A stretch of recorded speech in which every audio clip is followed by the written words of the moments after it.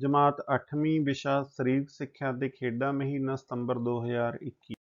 पहला प्रश्न है मुढ़ली सहायता के की उद्देश हैं। इस दे ऑप्शन दिते ने। पहला ऑप्शन है रोगी की जिंदगी बचाना, दूसरा ऑप्शन है रोगी की हालत नूं बिगड़न तो रोकना, तीसरा ऑप्शन है रोगी की हालत नूं सुधारना, चौथा ऑप्शन है उपरोक्त सारे। प्यारे बच्चों, मुढ़ली सहायता के की उद्देश ने। रोगी की जिंदगी नूं बचाउणा, बिल्कुल ये उद्देश है। रोगी की हालत नूं बिगड़न तो रोकना, ये भी मुढ़ली सहायता का उद्देश है। रोगी की हालत नूं सुधारना, ये भी मुढ़ली सहायता का उद्देश है। तो प्यारे बच्चों, पहले प्रश्न का सही उत्तर आवेगा ऑप्शन चौथा, उपरोक्त सारे। दूसरा प्रश्न है CPR भाव कार्डियोपल्मोनरी रिसिस्टेशन की वरतों कदों नहीं करनी चाहिए। इस दे ऑप्शन दिते ने। पहला ऑप्शन है जदों पीड़ित नूं दिल का दौरा पिया होवे, दूसरा ऑप्शन है बेहोशी की अवस्था विच, तीसरा ऑप्शन है जदों पीड़ित की नब्ज ना लभे, चौथा ऑप्शन है जदों पीड़ित के दिल की धड़कन बंद होवे। प्यारे बच्चों, CPR की वरतों असीं कदों करते हैं? बेहोशी की अवस्था दे विच बिल्कुल करते हैं। जदों पीड़ित की नब्ज ना लभे उदों भी करते हैं, जदों पीड़ित के दिल की धड़कन बंद होवे उदों भी करते हैं। कदों नहीं करते? जदों पीड़ित नूं दिल का दौरा पिया होवे उदों CPR की वरतों नहीं करनी चाहिए। तीसरा प्रश्न है कार्बोहाइड्रेट की घाट के की नुकसान हैं। इस दे ऑप्शन दिते ने। पहला ऑप्शन है मनुखी शरीर का वाधा रुक जाता है, दूसरा ऑप्शन है शरीर कमजोर हो जाता है, तीसरा ऑप्शन है शरीर विच झुरड़ियां पै जांदियां हन, चौथा ऑप्शन है उपरोक्त सारे। प्यारे बच्चों, कार्बोहाइड्रेट की घाट के की नुकसान ने? मनुखी शरीर का वाधा रुक जाता है, ये कथन बिल्कुल सही है। शरीर कमजोर हो जाता है, ये कथन भी बिल्कुल सही है। शरीर विच झुरड़ियां पै जांदियां हन, ये कथन भी बिल्कुल सही है। तो तीसरे प्रश्न का जिहड़ा सही उत्तर है वह आवेगा ऑप्शन चौथा, उपरोक्त सारे। चौथा प्रश्न है पानी विच घुलनशील विटामिन हैं।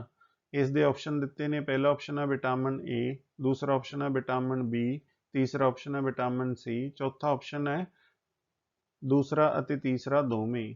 प्यारे बच्चों, इन्हां दे विचों किहड़ा विटामिन पानी विच घुलनशील है? विटामिन ए है? नहीं है।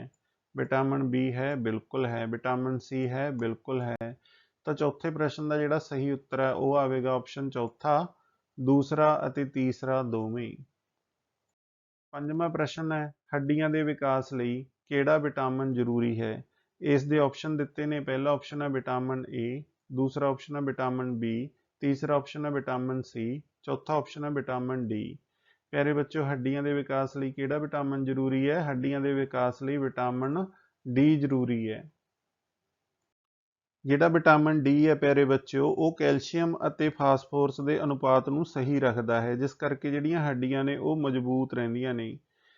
ਜਿਹੜਾ ਵਿਟਾਮਿਨ डी है ਉਹ ਆਪਾਂ ਨੂੰ ਕਿੱਥੋਂ ਮਿਲਦਾ प्यारे बच्चों? ਮਿਲਦਾ ਆਪਾਂ ਨੂੰ ਮੱਖਣ ਤੋਂ, ਪਨੀਰ ਤੋਂ, ਦੁੱਧ ਤੋਂ, ਕਲੇਜੀ ਤੋਂ, ਸੂਰਜ ਦੀਆਂ ਕਿਰਨਾਂ ਤੋਂ ਆਦਿ।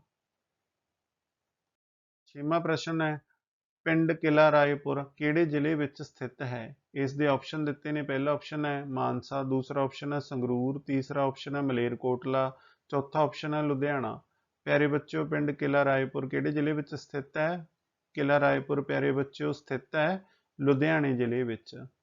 ਛੇਵੇਂ ਪ੍ਰਸ਼ਨ ਦਾ ਸਹੀ ਉੱਤਰ ਹੈ ਆਪਸ਼ਨ ਚੌਥਾ, ਲੁਧਿਆਣਾ।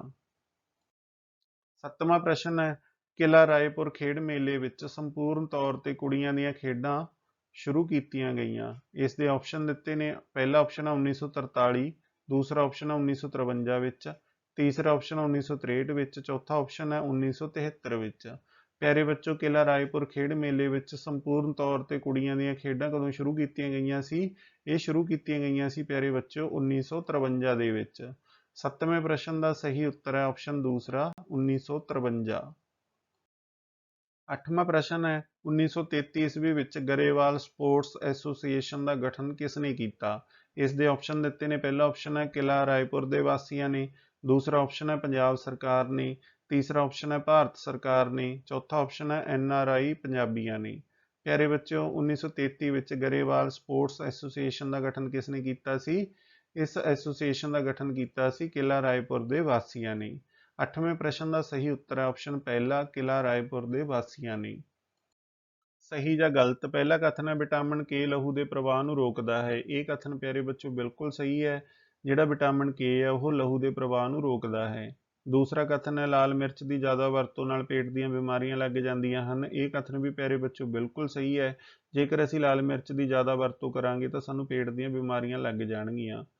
ਤੀਸਰਾ ਕਥਨ ਹੈ ਸਧਾਰਨ ਵਿਅਕਤੀ ਦੇ ਭੋਜਨ ਵਿੱਚ ਚਰਬੀ ਦੀ ਮਾਤਰਾ 50 ਤੋਂ 70 ਗ੍ਰਾਮ ਹੋਣੀ ਚਾਹੀਦੀ ਹੈ। ਇਹ ਕਥਨ ਵੀ ਪਿਆਰੇ ਬੱਚੋ ਬਿਲਕੁਲ ਸਹੀ ਹੈ। ਸਧਾਰਨ ਵਿਅਕਤੀ ਦੇ ਭੋਜਨ ਵਿੱਚ ਚਰਬੀ ਦੀ ਮਾਤਰਾ 50 ਤੋਂ 70 ਗ੍ਰਾਮ ਹੋਣੀ ਹੀ ਚਾਹੀਦੀ ਹੈ। ਚੌਥਾ ਕਥਨ ਹੈ ਬਾਬਾ ਬਖਸ਼ੀਸ਼ ਸਿੰਘ ਆਪਣੇ ਸਮੇਂ ਦਾ ਮਸ਼ਹੂਰ ਬੈਲ ਗੱਡੀ ਚਾਲਕ ਸੀ। ਇਹ ਕਥਨ ਵੀ ਪਿਆਰੇ ਬੱਚੋ ਬਿਲਕੁਲ ਸਹੀ ਹੈ।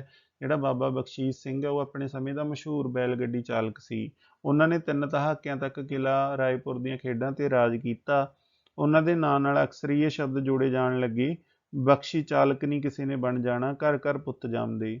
ਅਕਤੂਬਰ 1999 ਵਿੱਚ ਉਹ ਦੁਨੀਆ ਨੂੰ ਅਲਵਿਦਾ ਕਹਿ ਗਏ। ਗਰੇਵਾਲ ਸਪੋਰਟਸ ਐਸੋਸੀਏਸ਼ਨ ਨੇ ਉਹਨਾਂ ਦੀ ਯਾਦ ਨੂੰ ਸਮਰਪਿਤ 10 ਤੋਲੇ ਸੋਨੇ ਦਾ ਕੱਪ ਜੇਤੂ ਬੈਲ ਗੱਡੀ ਚਾਲਕ ਨੂੰ ਦੇਣ ਲਈ ਬਣਾਇਆ ਸੀ।